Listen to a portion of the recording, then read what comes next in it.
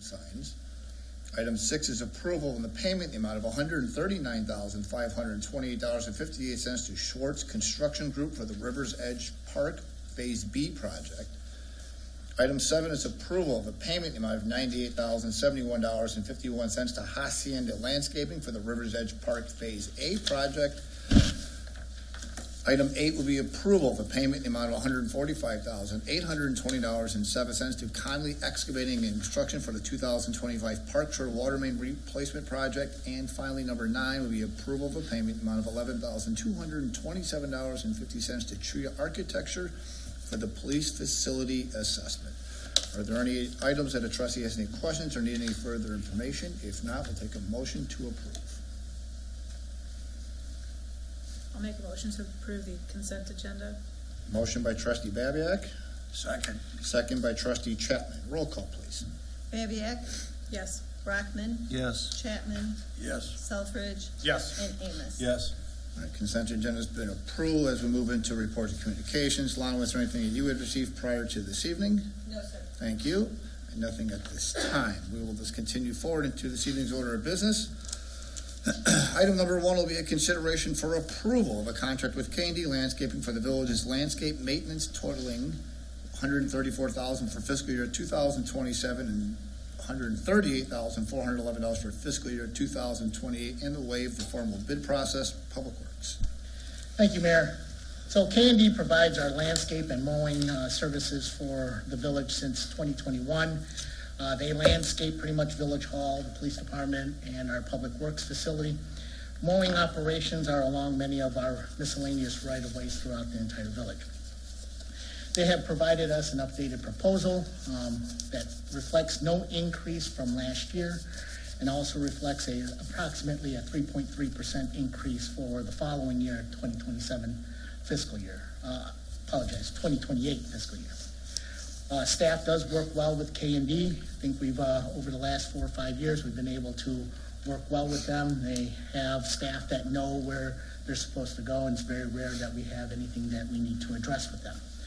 Please note that if this is considered and approved, this will be committed in our upcoming budget request.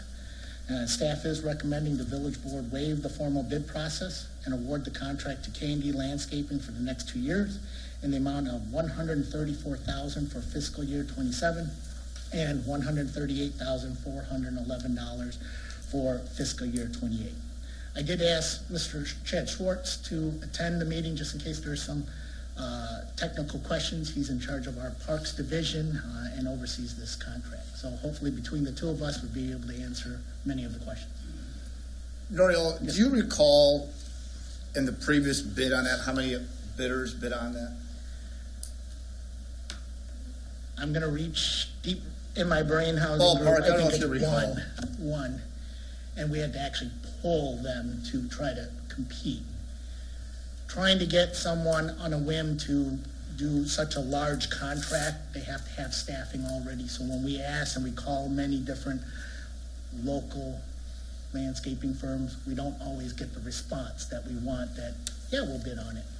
And sometimes with contracts like this, we might get a smaller firm that says, well, yeah, we can do it for $200,000. I think one of them was $225,000, which is significantly higher than what K&D had. Yeah, and then but this has been bid the last 2 or 3 years, correct? The previous one, yeah, yes. But this one, because there's no change in the contract, we did not reach out to anyone else. Okay. Anybody else have any questions, concerns? Yeah.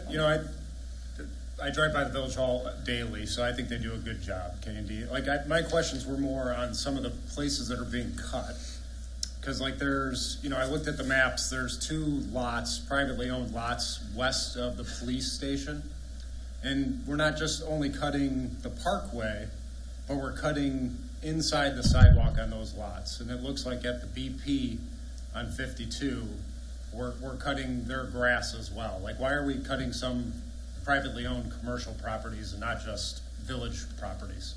Okay, you mentioned the one over at Earl and 52 where we only cut the parkways. We don't cut the inside of that property. There might be one pass on the right of way on the one side of the sidewalk, but we're not cutting inside the property itself. another firm comes in and they actually bale it for a farmer or sell it on its own. But we go all the way, like we're doing the north, the east, and the west of those lots. We do the adjacent right-of-way, yes. So I guess what my question is why, I understand that we do a lot of like River Road and Sile Road and Jefferson and Brook Forest, but why in that area are we going down Earl and going down Raven? This is just something we've always done. Some legacy approval from the past had directed us to mow that.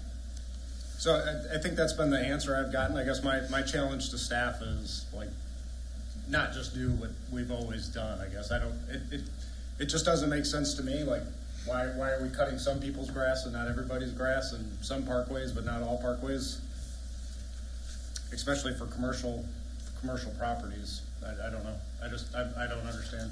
But if that's the direction of the village board, we could easily eliminate it. But from my understanding, when I set up this contract back when, in 2021, Greenscape, who used to do it, was the former landscaper that mowed a lot of these areas, and they closed their business, and I had to ask, Candy and a number of different entities, and I put together this contract based on all of our maps of what we have done in the past. It's not like we should do that and add to it. These are the areas that were already approved and directed to Public Works to maintain. Okay. I know 23, Oh, go ahead. 23 and 24, I watch them pretty close because there's a lot of grass, not only by my place, but River Road, and we were having trouble getting it mowed, but 25, they never missed a single week. So they did a fabulous job in 25, so hopefully, and I don't know how they do it for that kind of money, to tell you the truth. There's a lot of grass. It is. But they did a fabulous job in 25, I thought. Trustee Chapman? Yeah, I think, like some of the store owners and things like that, they've already contracted somebody to come in and do the inside of their areas and the backs. And they tie those outside areas along 52 in with it. But with this little section there, well, that's a little, but this section, they don't have a contract to cut the lawns. They do reap a crop and things like that. And it would probably be, we would be driving by grass right at the 15-foot level, or 15-inch level, I'm sorry, all the time. I think 10 inches is the ordinance. I looked it up. What? 10 inches is the ordinance for parkways. 10 inches, okay, well, it would be 15 by the time he got anybody out there to do it, so I think it's. I guess my thought is like that having not good maintenance isn't a good excuse for the village to come cut your grass for free, unless that's like, that seems to be just an invitation for everyone to say, I won't cut my grass because the village will come for free. Yeah, I would hope that that's not the case, but in this case, I mean, they've been around a long time, and like I said, if he had to come and do it, it would probably be up to the 10 inches, and that would be detrimental to the village itself, just for aesthetics. I mean, I'd like to get us to come out and do my neighbor about 3 blocks, or three doors down, but they won't do that either. Okay? But that's my input. Okay. My other thought is, I know this is a 2-year contract, is to like maybe look at the next time we bid this out. Like there's areas like we do one side of River Road but not the other side, or we take a turn down Sile to the west but we don't take a turn down Sile to the east. So I don't understand necessarily like why we cut some areas and not others, and maybe it's because we've done it for years and whatever, but I don't know, just something to consider to look at the way we're cutting, so it's maybe got a uniform reason and not just because that's what our predecessor did. We can dig into that before we go out to bid and clean that up then. that makes it a more appeasing for everybody, that way so there's some clarity on that. Sure. Any additional questions or comments or concerns?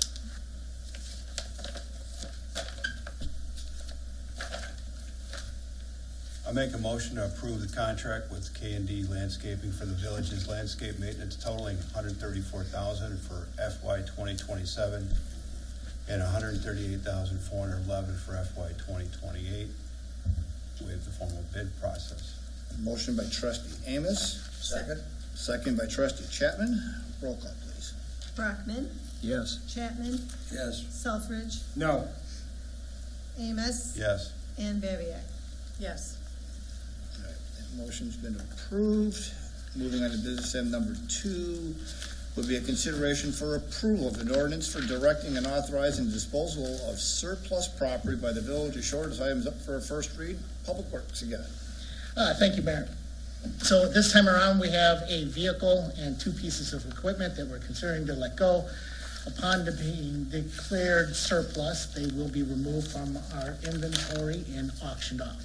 So reason for this, well, I know I just recently had come over here and asked for one, but we had a vehicle that was assigned to our building division that was brought into our mechanics requested because of some issues, mechanical issues. And upon inspection, they had found that the frame had rusted through. So with that, they declared it unsafe, so we are declaring it surplus. And this was also a good opportunity for 2 pieces of equipment that we no longer use. We're not asking for the equipment to be replaced. We have other equipment that is used in its place already. So we are recommending the village board approve the ordinance disposing of the surplus property and waive the second read. Any questions?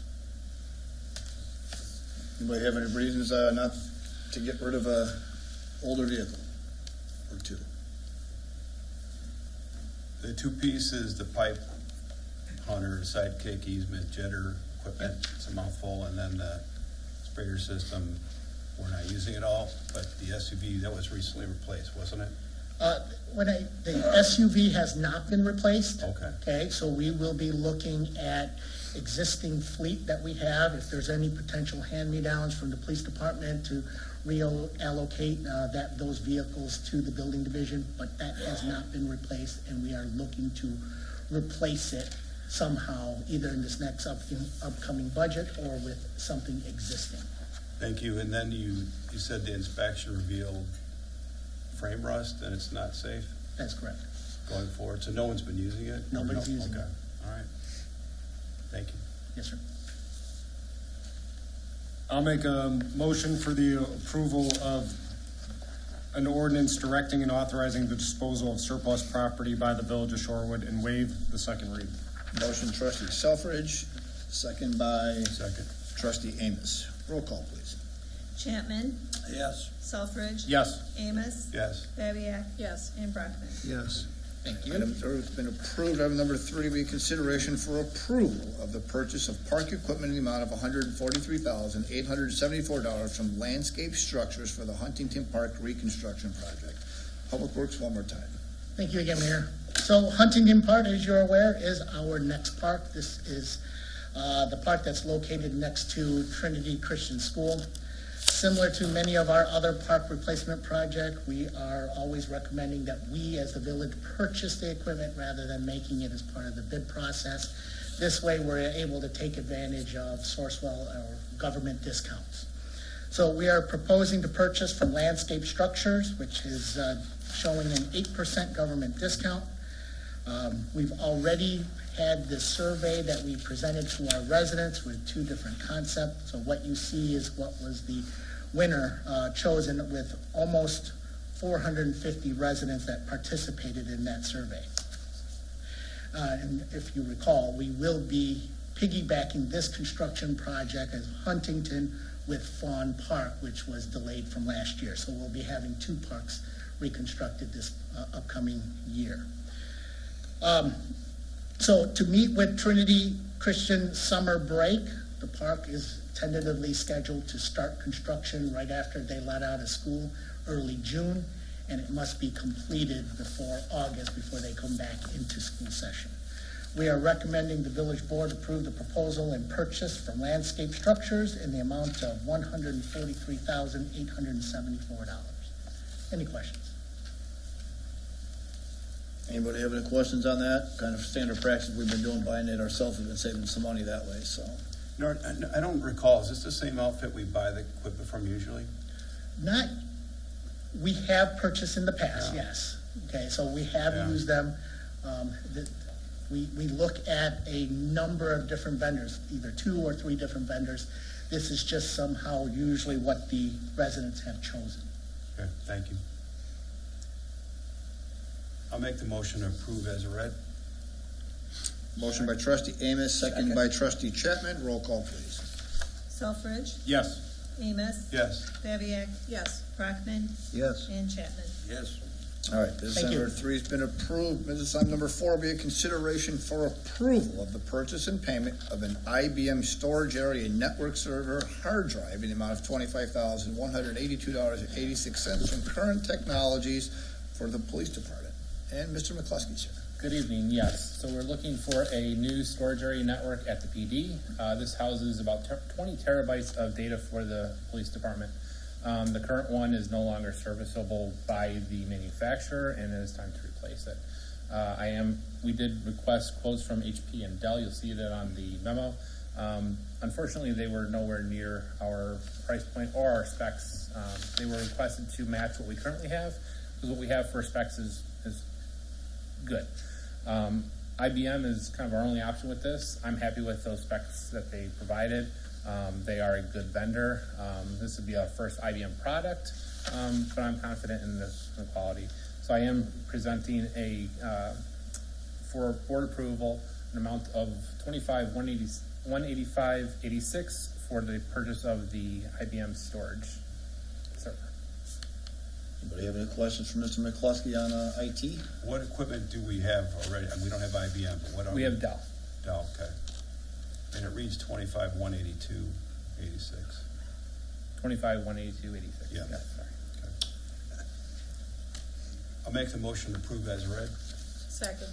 Motion by trustee Amos, second by trustee Babiak. Roll call, please. Amos, Yes. Bavia, Yes. Brockman, Yes. Chapman, Yes. and Selfridge. Yes. All right. Servers approved. Item number 5 will be consideration for approval of an ordinance granting a conditional use for a towing service business in the I-2 zoning district for Anderson's Towing. This item is up for a first read. Trustee Brockman and Ms. Engel. Okay, Mayor, thank you. Planning and Zoning held a public hearing on this agenda item at our last meeting. Nobody rose to speak for or against the project. The Anderson family is just literally moving down the block 100 yards or less. So Planning and Zoning gave it a 7-0 vote recommendation for approval to this board. And Natalie, you want to give us some of the finer details, please? Sure. So Anderson's Towing is currently at 300 Amon Dodge, space which they're leasing from Hammer Express. The property at 212 Amon Dodge came up for sale, and they'd like to own their property, so they'd like to move 2 doors down. Basically, same thing as last time. This was originally approved in 2024 for the 300 Amon Dodge property. It's a towing services business, and because it's offering towing services, it does need a conditional use permit. The property is just over an acre in area. It's currently occupied by Express Signs. They would like to keep the existing building and use it for their offices, to store their equipment, and also to store their tow trucks and flatbeds. They'd also like to maintain the existing gravel yard. Right now it's a fenced-in yard, and they wanted to make some modifications to the fence. At the front of the property, they'd like to move that fence back about 15 feet so that they can have their customer parking in front of the fence and then a secure yard behind. They want to have a secure facility because they'll have some vehicles that have been towed there. So they'll have the security gate, they'll have cameras, they'll have an alarm and everything. And they'd like to put privacy slats on the front of the building as well as the western side of the building. The area is highlighted in orange on this map. The areas highlighted in yellow will stay as open chain link as proposed, and the reason they haven't proposed to screen this is because there's an existing woodland buffer around them.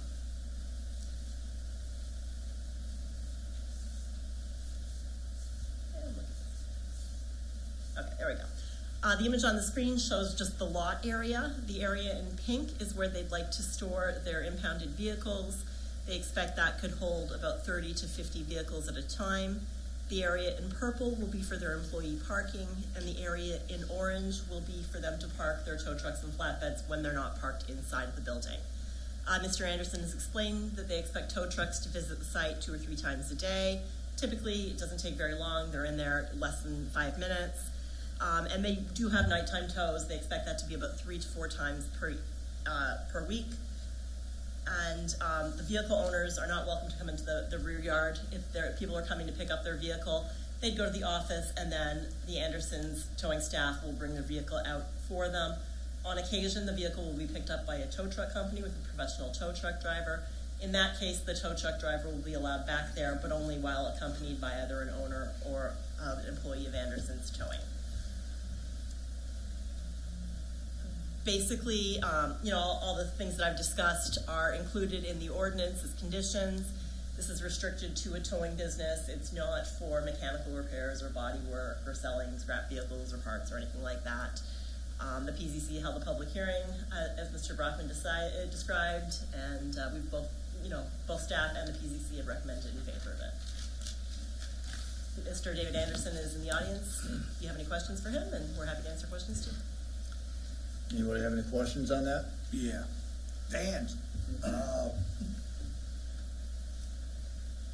our lady says impounded vehicles. Who's doing the impounding? It's usually the police department. Shorewood? Shorewood, County, State, Rockdale, Shannon, Will County, Okay. Fire. So it's not just a towing facility, it's an impounding Yeah, facility. we take any impound or accident vehicles, we hold them until it's picked up by the owner of the insurance company. And usually, how long is that? Depending on what the circumstances are in the car that was towed in, it could be the next day, or it could be 5 or 6 days at the most usually. At the most, okay, so there are no cars that are gonna be just sitting in the back becoming, No, we get a few of them that could be sitting a while. State police are pretty good at trying to seize a car, and we end up sitting on them for, it could be up to a year. yeah. There's not a lot of them, but I probably have 2 or 3 sitting there now, so. But not for a year or anything Well, like that. occasionally there's a couple there, it could be. They're varmint infested by. No, there's nothing. They're just usually cars that were, in violation of, I don't know, some law. They just keep them off the road. We don't get into many details with them because they don't tell us, so. Okay, all right. Have we had any issues with Anderson Towing where they are located now that you're aware of? Now, the only comments I've heard from Anderson Towing have been secondhand through on-site truck and trailer repair, not anything from any of the other neighbors or the residences. Awesome, thank you. Any other questions, concerns?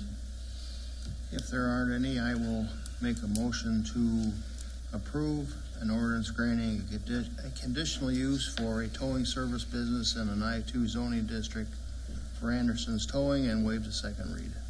Motion by trustee Brockman, Second. second by trustee Babiak. Roll call, please.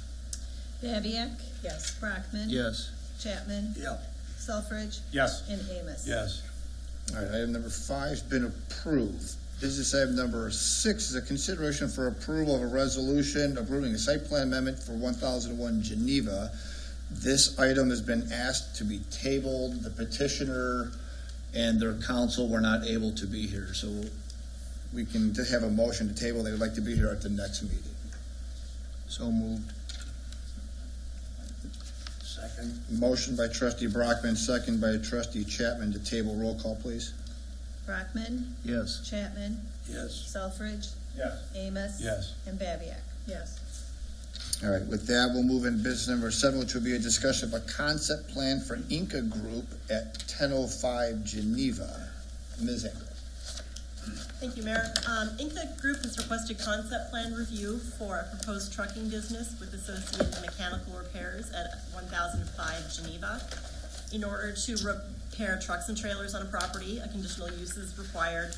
Because the property backs to a residential area, we requested that the applicant go through this conditional use process, this concept plan process before submitting for the conditional use.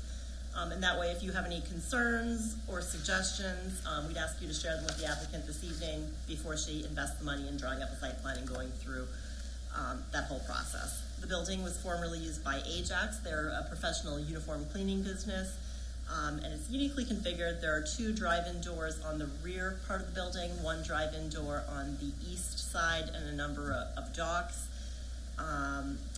Inca is a transportation company. They're currently based in Naperville. They were formerly based in Plainfield. They've described their fleet as having 10 trucks and 12 trailers. They specialize in over-the-road or long-haul trucking. It sounds like they also have some relationship with owner-operators of trucks. They would like to operate their offices out of this building, as well as do maintenance inside the building on their fleet. Their office hours are Monday through Friday, 8 a.m. to 6 p.m. They anticipate having 5 office employees and 2 mechanics during operating hours. These are just a couple of views of, on the left, the side of the building, on the top right, the front of the building, and on the bottom right, sort of the view from the back. They expect to do light maintenance and inspection for their fleet, no repairs for the public, so if you had a different trucking company, you couldn't bring your truck in to get repaired. They say all truck repairs will be performed indoors. They'll have 2 mechanics. They expect to go through 1 to 2 trucks a day. No travel outside of work hours, and any of the large repairs that they needed, say engine repair or something like that, would go to other truck dealers like Trans-Chicago or Kaufman in the area. They would like to do a little bit of paving behind the building. They currently have a U-shaped driveway. They would like to pave that area. They don't expect to put in any new truck parking spaces to their existing lot, but if they do pursue the conditional use permit process, they would show that area striped. The area in front of the building would not be used for any truck parking, and there would be no trigger for the Will County Stormwater Ordinance. Miss Inga Olenek is here this evening. She is the applicant and can answer any of your questions, as can I. And if you have any concerns about this, I would encourage you to share those this evening. And if you think it's a great idea, please let her know that as well. Thoughts, concerns, comments? My first question is the fleet is 10 vehicles, 10 trucks, 10 trucks.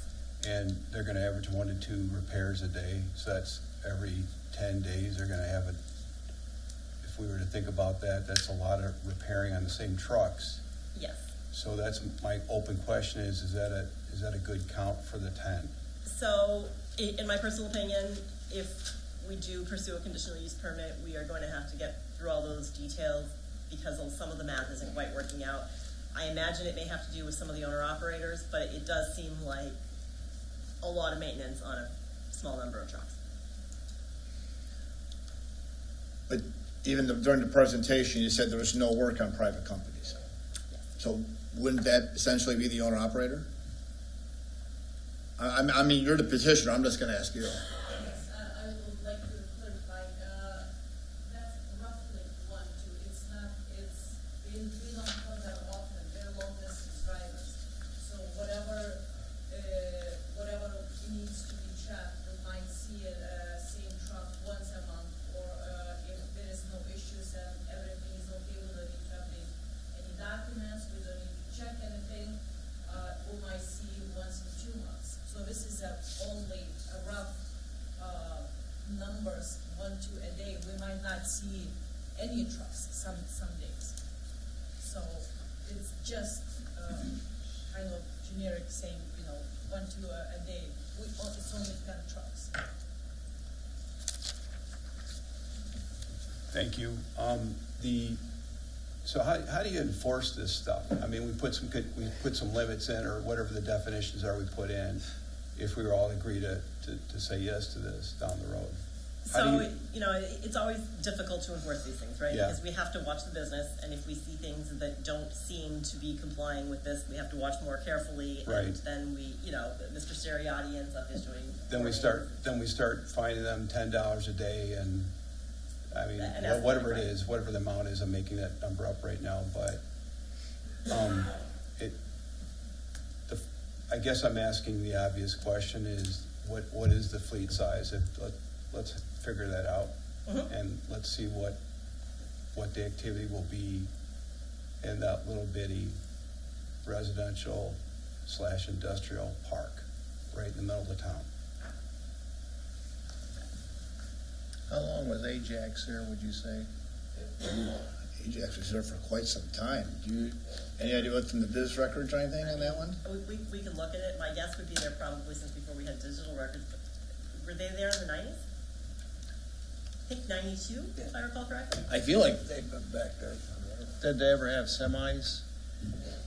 Not really. Or was it all? no, they were all those box trucks. That's what that Van building was type designed. trucks? Like a Schwann's truck.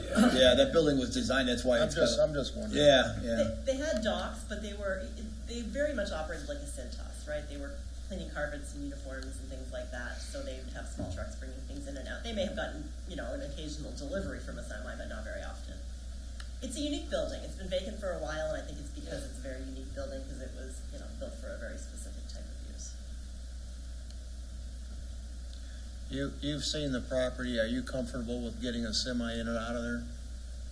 Yes. You are, okay. Just the bobtail. One more time. The bobtail. Just the tractor. Just the truck. Oh, just a tractor, okay. The building is big enough, and we don't have it. We don't need to put so many trucks there. One, two. That's all what is needed. The whole garage area is big enough, and the parking is big enough to get in, to get out. And that's the reason we wanted to kind of put some gravel on a side where it gets in, because right now the way it's only the road, the curved road is asphalt. But if we put some gravel, it's easier to get in, to get out for the truck. It's safer.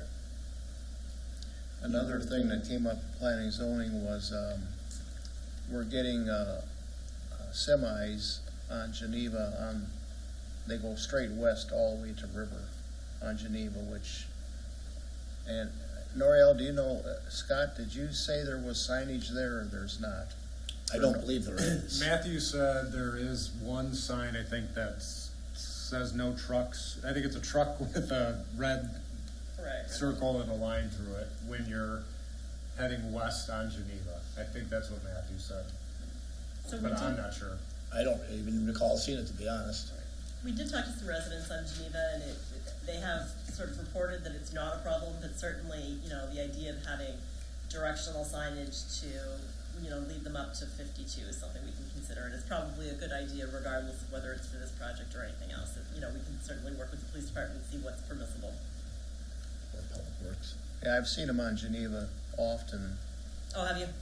because if they take Earl out to 52 and then they want to go west, it's very difficult. They get on 52, so they go to River and they get the light then that way. So, That's the way I do it. that's what you do. You That's what I do. But I don't drive a semi. I didn't know you were a semi driver. Free time.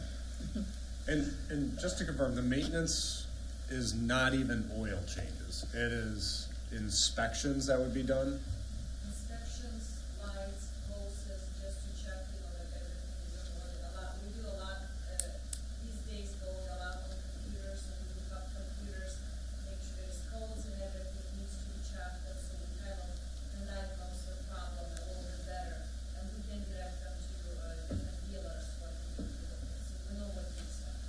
And do you have plans to grow the fleet from the 10 trucks, 12 trailers? No, we've been long enough in business, and it's for 3 years not there already for that.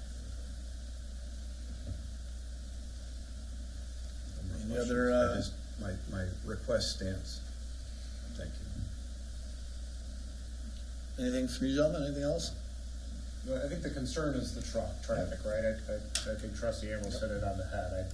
It sounds like there's not gonna be a lot of trucks. The problem would be is all of a sudden there's 10 trucks every Right, day. right. How do you go about going back to what this document says? You're right. Just work with petitioner and just kind of get that clarity. It sounds like then, it seems like there's some support, letting at least to see how else it can be brought forward, and then what's, working with the police and public works about see there's some signage or enforcement concerns. Certainly. All right. With that, we'll move to business item number 8, which would be a discussion of a concept plan for a Sile Road residential development. Over to Ms. Engel again. Thank you. A couple of months ago, Bill Slavic joined us to discuss a concept plan for some townhouses on a 7.7 acre McCoy property on Sile Road. Everybody liked the proposal, but when it came down to engineering it, it didn't quite work on the site, and there wasn't quite enough room to do a project that would be viable financially and also meet the village's and Mr. Slavic's expectations. But he's still interested in developing the property, and he's coming forward today with a proposal for some large lot single family. So this is the site plan. It shows 6 single-family lots. They're drawn in here at 2,400 square feet. I think the size goals would be to have ranches that are at least 2,200 square feet and single-family homes that are at least 3,000 square feet. So if you can imagine that, that footprint can be a little bit larger or smaller depending on what it looks like. He's expecting them to be high-end homes, brick fronts, nice siding, things like that. There would be 3 curb cuts. Each of the curb cuts would lead to 2 lots, and the driveways would be designed so that people could turn around on site, so that way they're turning straight into Sile Road and leaving going forwards and not having to back out on Sile Road, because that would be dangerous. There's something unique about this project, though, in that he would like to, not only have the attached garages on the houses, but also allow the construction of a large toy barn in the backyard. So that way, if you collected classic cars, or you had an RV, or you're, a hobby woodworker, you could have something in your backyard that's a little bit larger than we would typically allow to work out of. It would be designed to be nice with a front that matched the front of the house, and looked nice with a maximum height, so that could be used by the homeowner, but not to operate a business. So that would be something unique that would require some type of exception in the proposal. So Mr. Slavic has joined us this evening. He would like to hear your feedback to see whether this is a project you thought would be palatable. If it is, I believe he will proceed with annexation and zoning of the property and bring this forward in hopes to start construction next year. Or selling lots, because these may be custom homes too as well. Would there be an HOA tied into these 6 units? Or is it just going to be individual their own share of the driveway? And I wouldn't see the need for an HOA. yeah, I just figured I'd ask. These 6 individual lots would be common drive. The one advantage of an HOA, not that I think it is necessary, would be someone kind of administering that there aren't businesses being run out of the toy barn. So that if you had some HOA bylaws or covenants, that it would not allow that, the burden wouldn't be on the village to police that, so to speak, or administer that. And I agree with Trustee Amos. I think that's my underlying concern. I agree. I think there's a need for that toy barn storage. You hear a lot of people that are trying to build a house, but they probably want a garage probably twice as big as the house to put some of that stuff. But that'd be my underlying concern, is that somehow those toy barns don't somehow turn into somebody's shop to run a business out of, so to speak. We talked about that with staff. We would obviously put in the covenants. Maybe something as extreme as no parking on the rear, to the rear of the house. So, if you had a couple of kids and they parked in the driveway, it's not a big deal. But you could have no outdoor parking behind the house, as if to say in the driveway, things like that. No outdoor storage, so you don't find a bunch of ladders and scaffolding laying around. I mean, we want it to be what we're presenting it to be. We wouldn't want somebody to do something. So we'd work with staff and, come back with our preliminary plan and have you guys a nice set of covenants and stuff to look at. We just wanted to know if you like the concept itself. We've been working on this all summer, and we tried really hard to do the multifamily there, and we just didn't have enough depth. Another 25 feet and it would have been fine, but we couldn't do it no matter what we did. We went down to as few lots as we could do.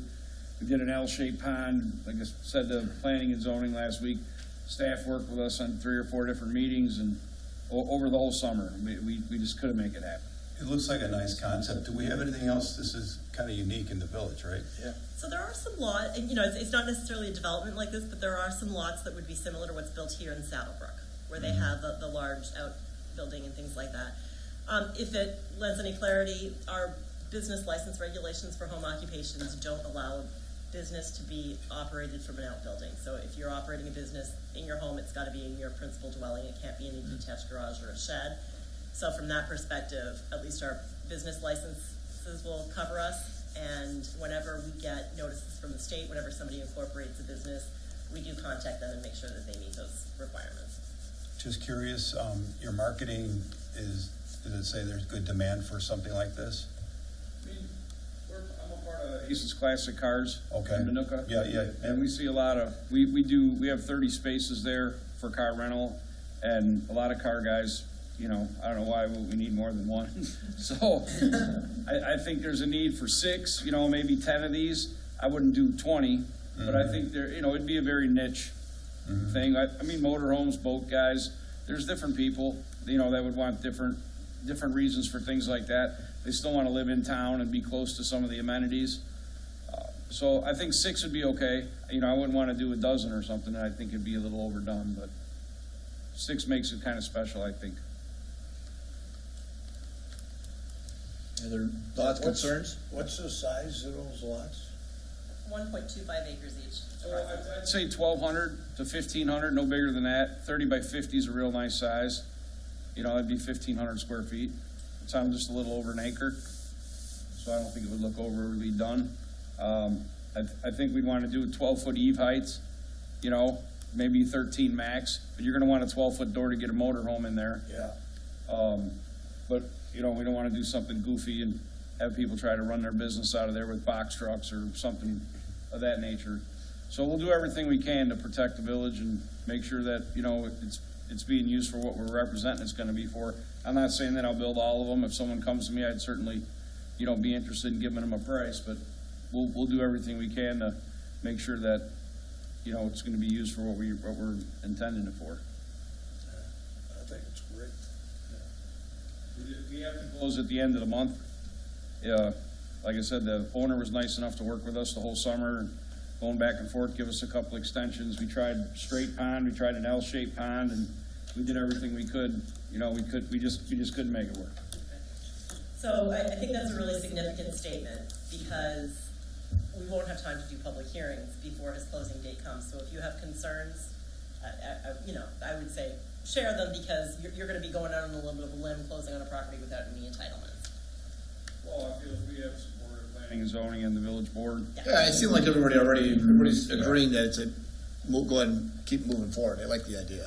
Okay. I think, like, as been communicated, the underlying concern is, like I said, work with staff regarding some sort of bylaws or covenants about, just so no one's not operating a business. We want to make sure we have some kind of turnaround within your own Right. area, or a wide enough driveway that you can turn around and drive straight Yeah. out, things like that. I mean, we want it to be nice. People are going to spend between $750,000 and probably $1 million for, between the barn and the house.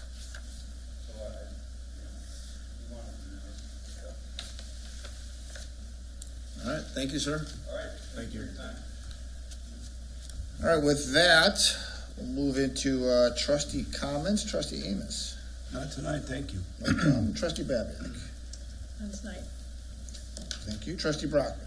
Thank you, Mayor. Besides the 4 agenda items at our last planning and zoning, we also had a public hearing on what was the title of that 3-hour conversation, Natalie, that we had? It was riveting, right? It Absolutely. was the industrial tax amendment, so redoing all of the industrial districts and some of the associated stuff.